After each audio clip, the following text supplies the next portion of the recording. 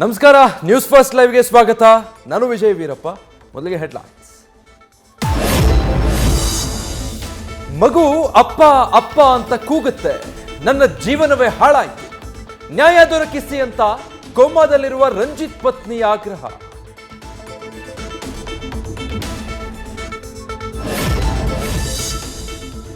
ಸಭೆಯಲ್ಲಿ ಯಾರೋ ಒಬ್ಬರು ಪ್ರಶ್ನೆ ಕೇಳಿದ್ರು, ವಾಪಸ್ಗೆ ಸರ್ಕಾರ ಚಿಂತನೆ ನಡೆಸ್ತಾ ಇದೆ ಅಂತ ಹೇಳಿದ್ದೇನೆ. ಹಿಜಾಬ್ ನಿಷೇಧ ವಾಪಸ್ ಬಗ್ಗೆ ಸಿಎಂ ಸಿದ್ದರಾಮಯ್ಯ ಸ್ಪಷ್ಟನೆ.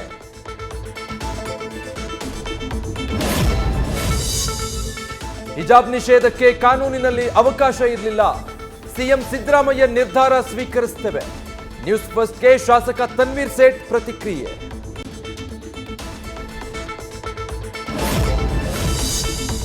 ತುಘಲಕ್ನಂತೆ ಸಿದ್ದರಾಮಯ್ಯ ಹುಚ್ಚು ದೊರೆ ಆಗಿದ್ದಾರೆ. ಮುಸ್ಲಿಮರು ಹಿಂದೂಗಳು ನೆಮ್ಮದಿಯಾಗಿ ಬಾಳೋದು ಇವರಿಗೆ ಬೇಕಿಲ್ಲ. ಮಾಜಿ ಸಚಿವ ಕೆಎಸ್ ಈಶ್ವರಪ್ಪ ವಾಗ್ದಾಳಿ. ಶಾಲೆಗಳಲ್ಲಿ ಯೂನಿಫಾರ್ಮ್ ಕಡ್ಡಾಯ, ಸಾರ್ವಜನಿಕ ಸ್ಥಳಗಳಲ್ಲಿ ನಿಷೇಧ ಆಗಿಲ್ಲ.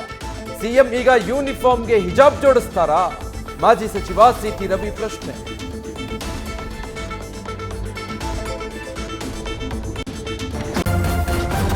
ನ್ಯೂಸ್ ಫಸ್ಟ್, ನಿರ್ಭೀತಿಯಿಂದ ನಿಮ್ಮ ಪರವಾಗಿ.